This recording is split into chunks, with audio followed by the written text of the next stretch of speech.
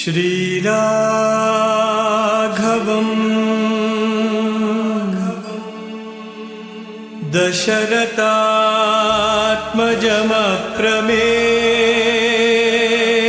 दशरथात्मजमप्रमेयम्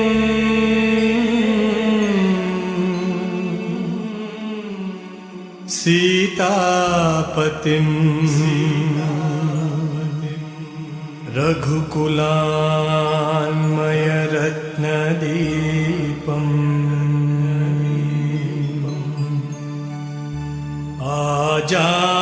आजानुबाहुम्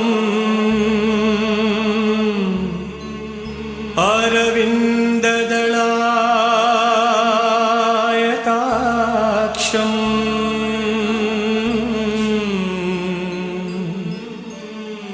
रामम्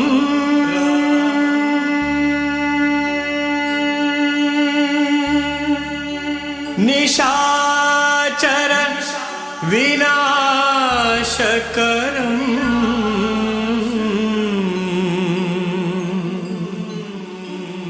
Namami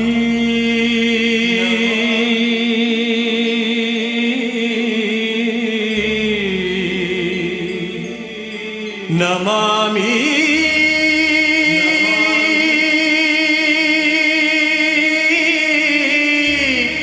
Namami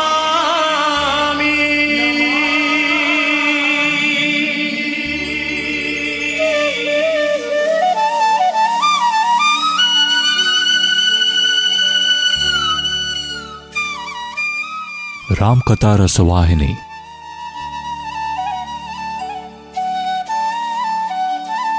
Chapter 11, Part 3.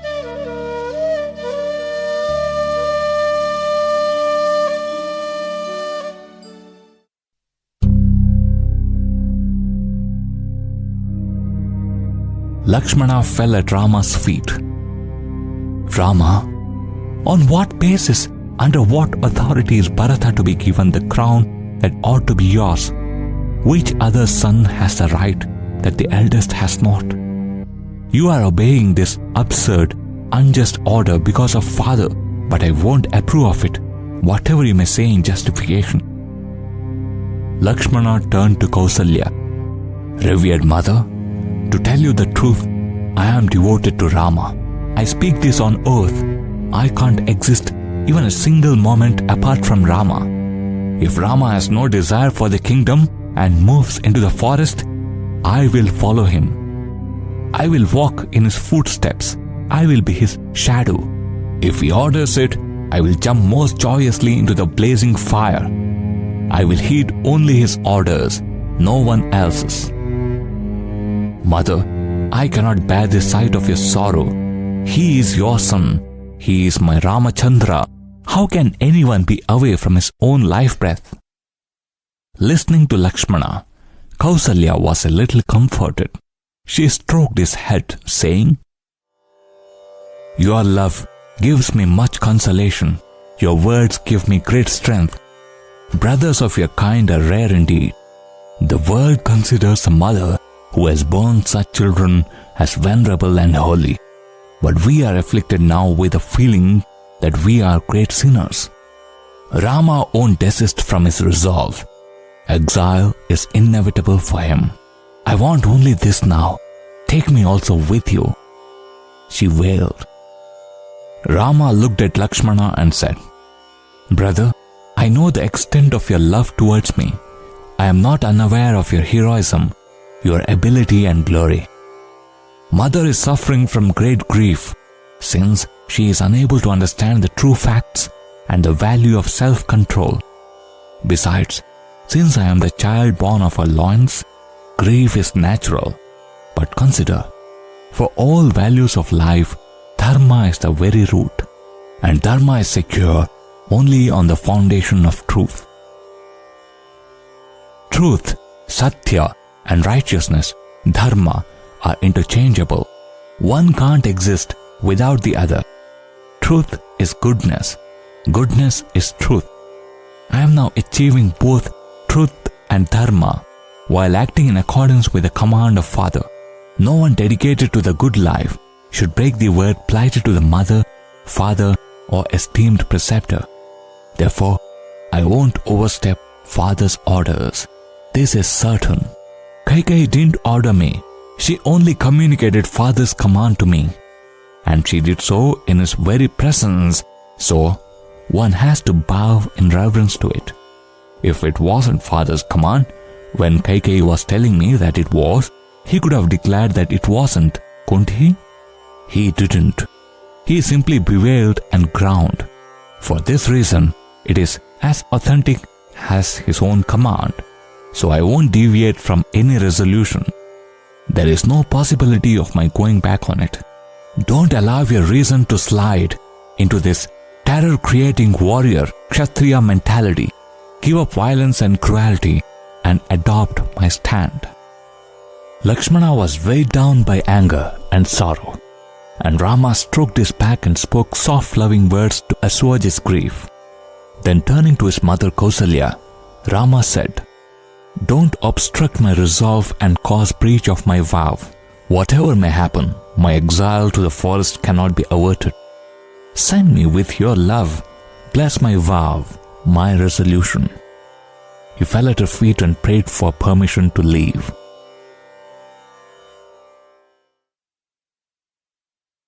She was shaken by the agony that was torturing her.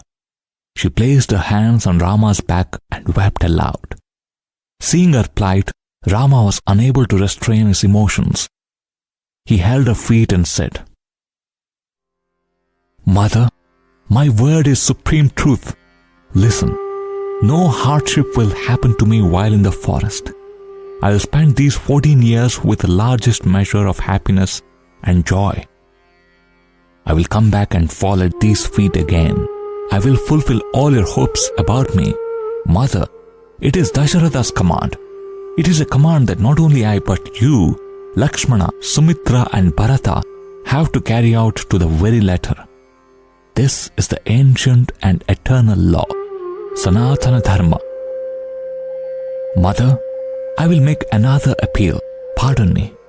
The arrangements made by you and others for crowning me must be used by you with equal joy and enthusiasm for Bharata's coronation. Father has entrusted the forest region to me. It is best, it is in accordance with the highest dharma that each should do the duty allotted to him. Trying to avoid one's duty as hard to accomplish is to entertain the idea of difference between me and Bharata. You have to bless us both, asking each to carry on successfully the responsibility entrusted to each." Listening to Rama, Kausalya couldn't bear the grief that descended on her. She groaned in great pain. "Oh, my son, father brought you up and helped you grow and was happy to see you tall and strong. So he deserves reverence and obedience. Am I too not worthy of reverence and obedience? And consider this. The wife is the husband's half. The husband is wife's right half. Thus, when each is the half of the other, I am half of Dasharatha, am I not? That is why the wife is named half the body of the husband. When you say you have been commanded by Dasharatha, it is only the command of half of me. It did not originate from all of him. It will become authoritative only when this half also agrees. When I do not, it is not valid as a command. You know the meaning and significance of dharma in all its varied aspects, so you must be aware of this too. Without the mother's acceptance, no duty can be binding and nothing deserves the name dharma. More than the father's command, the mother's is to be followed. That is the more important duty, for it is the mother who nourished you into childhood and boyhood, not the father. You are now throwing that mother into the flames of grief and proclaiming, "Oh, it is my father's command, I must obey it at all costs." I won't accept that conduct as correct. No treasure is richer to the mother than her son, and for mothers such as I, the son is all. When the son considers the father's order superior, what benefit is it for me to secure heaven and live on divine nectar there? I would rather be in hell. I deem it heaven wherever my son is with me. Rama, what can I do here? I haven't tasted a moment's happiness throughout my life. From birth, I was bound by the limitations imposed by mother and father. Then, caught in anxiety about what kind of husband I would get and what his character and behavior would be, I was at last wedded to your father. For years, the agony of childlessness afflicted me. Then, I had to suffer from conflict between your father's other wives. I have had no relief from that battle, from that day to this. As a result, I don't know what merit in my previous life secured you as son. And now, separation from you is happening to me. When have I been happy? My life has become a vast stream of grief. I am struggling in it, unable to swim. I sink in it without any hope of being saved. I had you as a branch that I could hold on to save myself.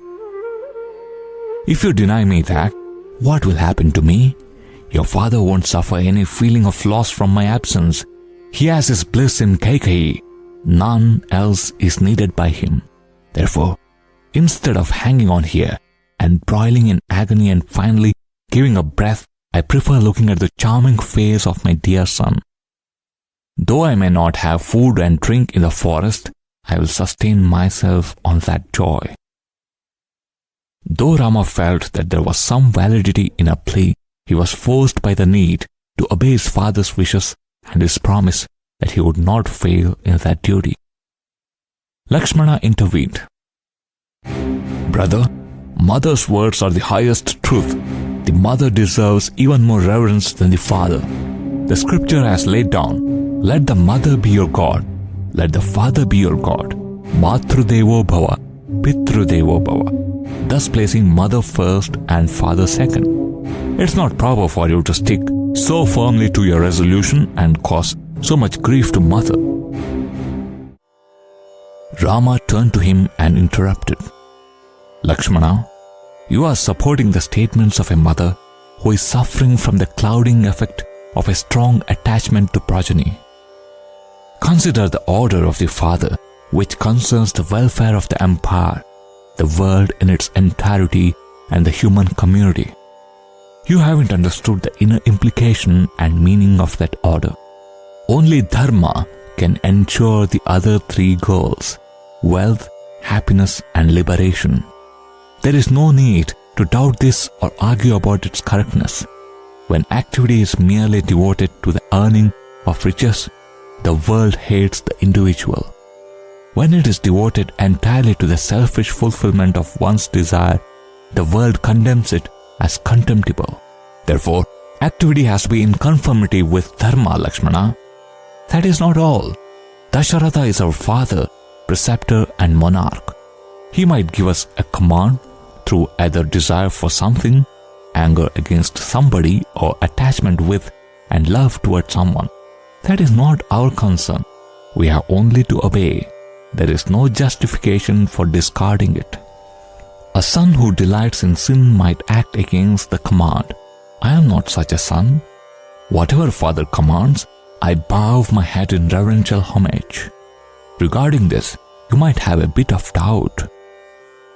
Suppose a father, a fool blinded by lust, devoid of intelligence to discriminate between the momentary and the eternal, intent only on his selfish aggrandizement and putting his trust on the stratagems of others, inflicts injuries on his own son.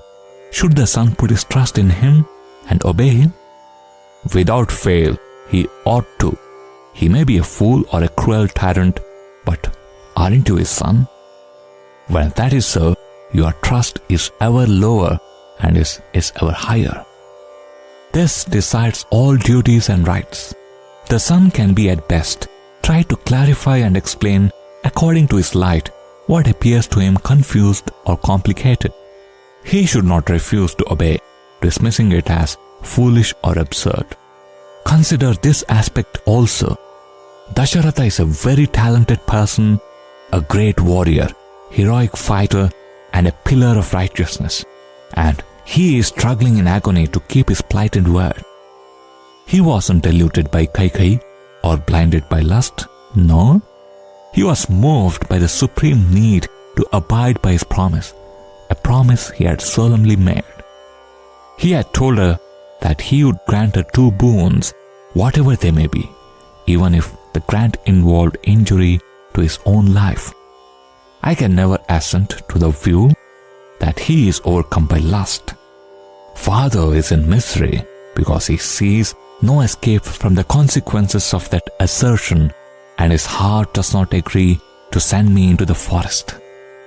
Lakshmana, father is a staunch supporter of Dharma, more staunch than his predecessors on the throne. His fame has echoed and re-echoed from every corner of the 3 worlds. Won't it be a bad example to humanity if his queen, the anointed queen, left him and accompanied her son, deserting the husband? Life is short, its span is limited. To lose one's reputation forever by resorting to unrighteous acts is not good, either for me or for you.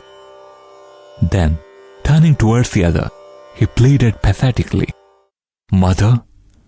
Before he could continue, Kausalya was numbed into stiffness by sorrow. She realized that her efforts to change Rama's stand was fruitless. She found that she could not escape the obligation to give him leave to go with her blessings. She felt that the more she lamented, the more Rama was pained. Lakshmana was greatly moved. His eyes turned red. He lost all awareness of where he was and amidst whom. His lips became dry. His tongue was tied. He had a fixed stare. He bowed his head and looked on the ground. Tears flowed without let or hindrance. Rama felt that it would not be proper to leave him in that state. Besides, Lakshmana might do something to himself. If left alone, he might even do injury to others. And those acts would be deemed to have happened on account of me, he thought. So Rama questioned Lakshmana, Brother, the fumes of anger are as incense to the horde of sin. Suppress them. You might be distressed at the thought that Rama was so grossly insulted and dishonored. But the path of truth and righteousness, Satya and Dharma, heed no honor and dishonor. It does not crave for one and shy away from the other. Be brave. Fill your heart with courage. Remain here and serve Father. Use your days thus for the fulfillment of the highest purpose of life. Lakshmana was startled into speech. Brother, when Rama, my very breath, proceeds to the forest, whom am I to serve here with this inert material physical object called the body? This Lakshmana has no desire to serve anyone except Rama. You value your dharma, your sense of duty.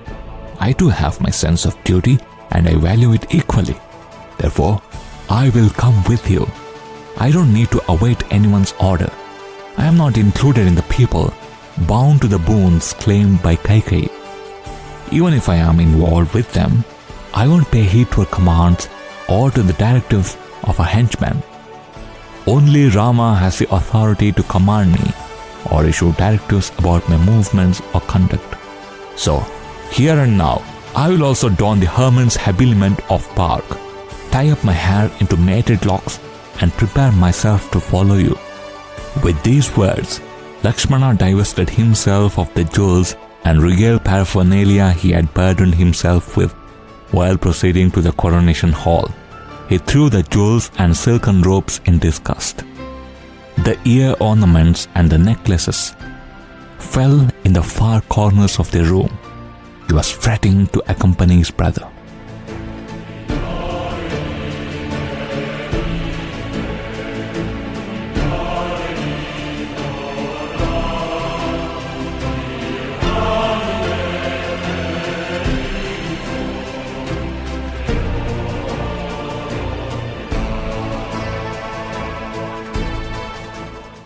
Rama's heart softened at Lakshmana's spontaneous devotion and dedicated loyalty. He went close to him and, placing his hand on his shoulder, spoke softly. Brother, My joy has no bounds, since I have such a brother as you. This is my great good fortune. By your coming with me, Mother Kausalya will also gain some peace of mind. She is very much agitated by fear and doubt about how I will spend 14 years in the forest and whether I will return after the exile is over. So, tell Mother to be free from fear. Go and soothe her. While we spend the hours like this, Father must be suffering more and more anxiety. Kaikeyi will suffer from the welling doubt that I may not leave at all. Therefore, I will go to Sita and inform her. I will go to Kaikeyi's palace to take leave of Father. Meanwhile, you go to your mother Sumitra and receive her consent to join me. Rama went around Kausalya full circle and fell flat at her feet in reverence. At that, the maids and attendants, as well as the other inmates of the women's quarters, set up a loud wail as if the deluge had come upon them. Kausalya bravely drew Rama towards her when he stood up awaiting her blessings. She embraced him and caressed his hair. With her hands on his shoulder, she said,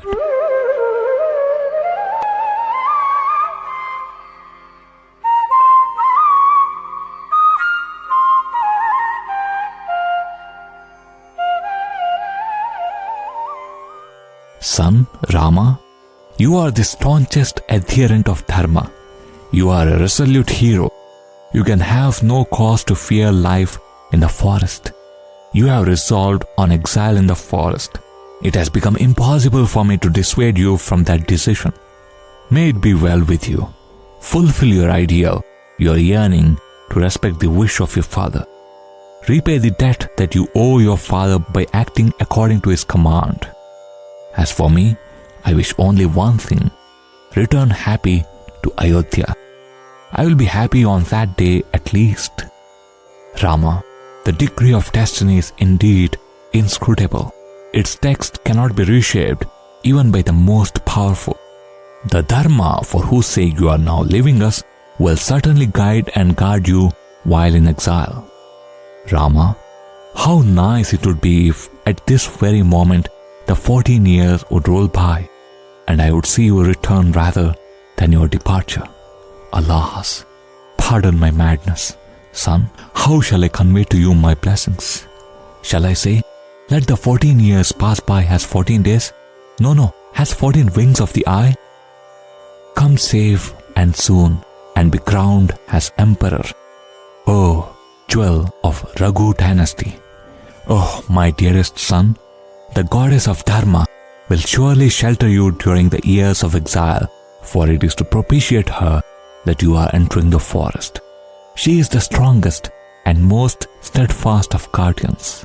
I'll be propitiating the gods here these 14 years and praying that no harm comes to you. The service you have offered to your mother, father and preceptor will confer long life, health and happiness on you. Your loyalty to truth will grant you impregnable courage. The mountains, rivers, bushes, anthills, beasts and birds of the forest, these will approach you in kind affection, cater to your needs and fulfill you with joy. The sun, the moon and other heavenly bodies will ward off all evil and protect you. Even the demons of the forest, intent on heinous acts of cruelty, will be drawn towards you, for your heart is full of cool, comforting love, and they will surrender at your feet, accepting you as master.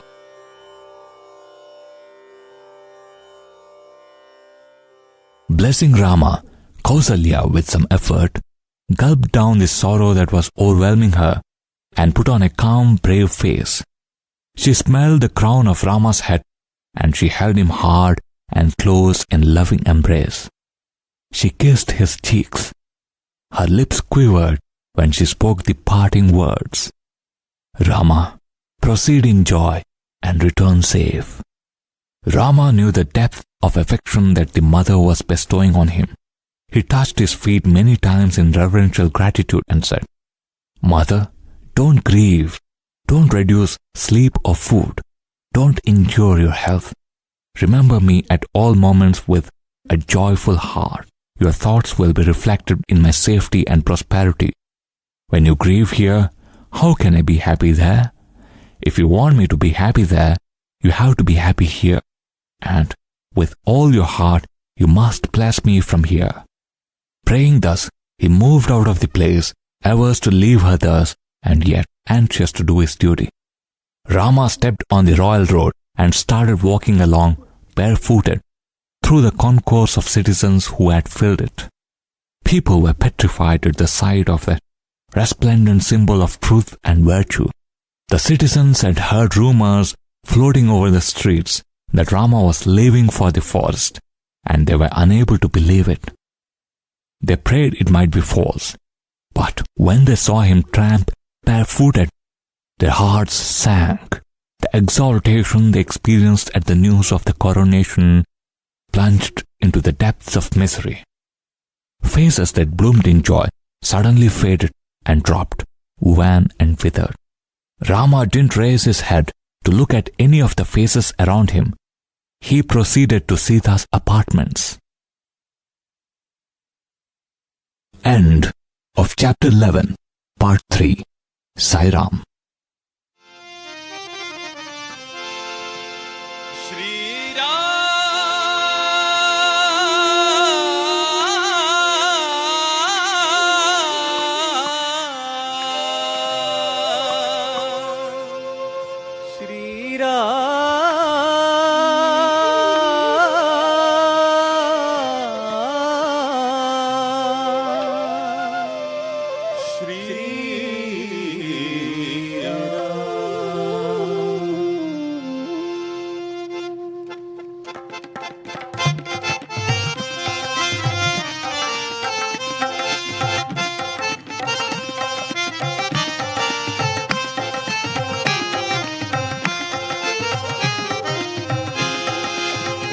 Sita Ram Sita Ram Sita Ram Ram Sita Ram Sita Ram Sita Ram.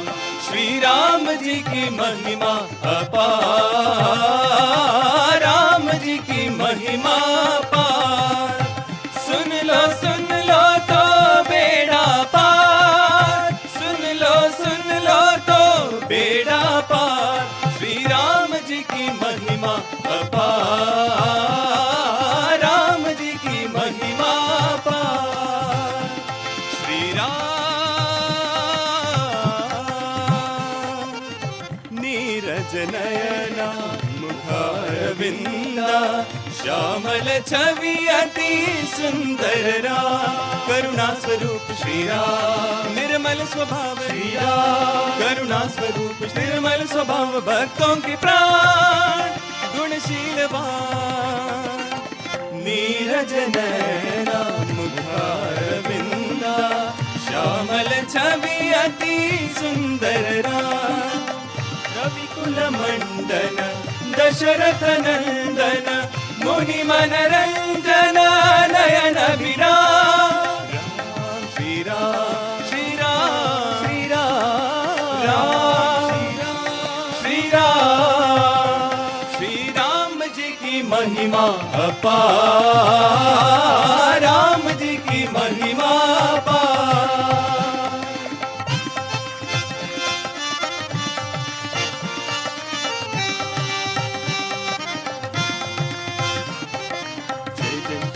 जय जय श्री राम, जय जय श्री राम, जय जय श्री राम। जिनकी कृपा ने आखर बितारे, एक ही बाण ने दुष्ट संहारे।